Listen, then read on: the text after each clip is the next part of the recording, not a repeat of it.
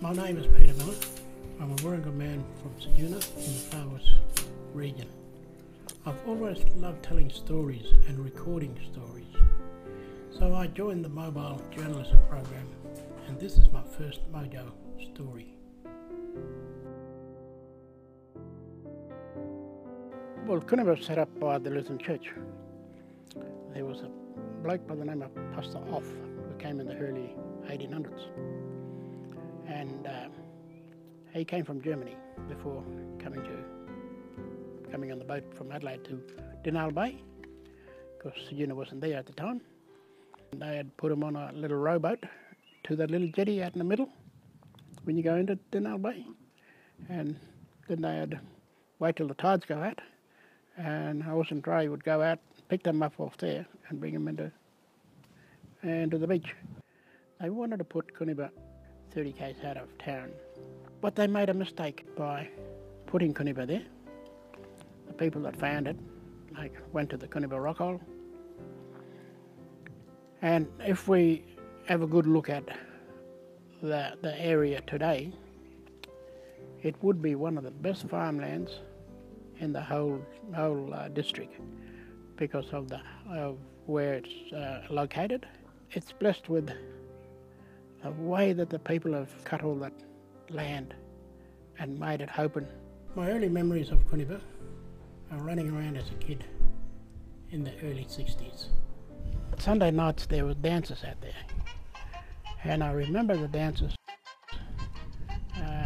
because Mum and Dad used to go to them, and as kids we used to run around like kids at any dance, all run around outside and playing.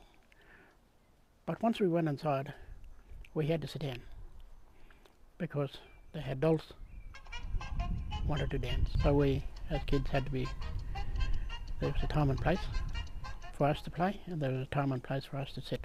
While these sounds like missionary rules, they were all enforced by us, the community. The parents, they had full control of their kids. But there's no denying that the Lutheran missionaries worked very hard in setting up Koonibba. Just imagine the workload that was there, the cleaning up of the scrub. They had a gang in the early 30s, I think it was, the scrub cutters. And just imagine the hard work that those fellas had. Then the building of, they had stonemasons out there, the building of the houses that they had.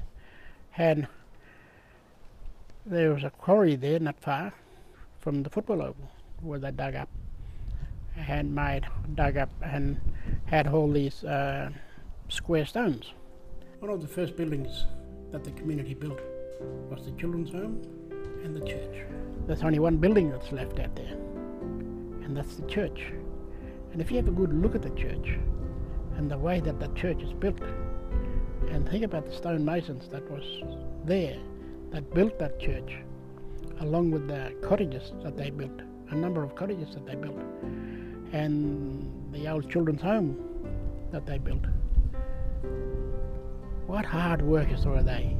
You know, beautiful hard working men that put a lot of love and passion into their building.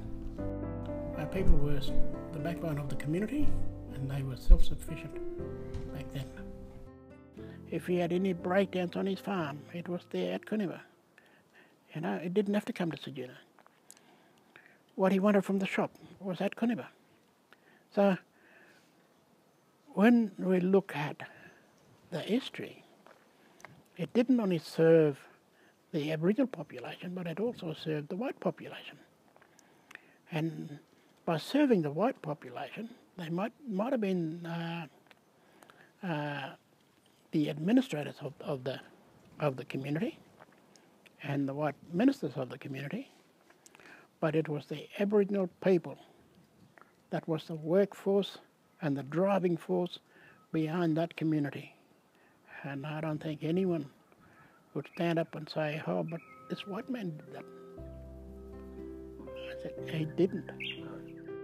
It was the workforce of the community was Indigenous that did that.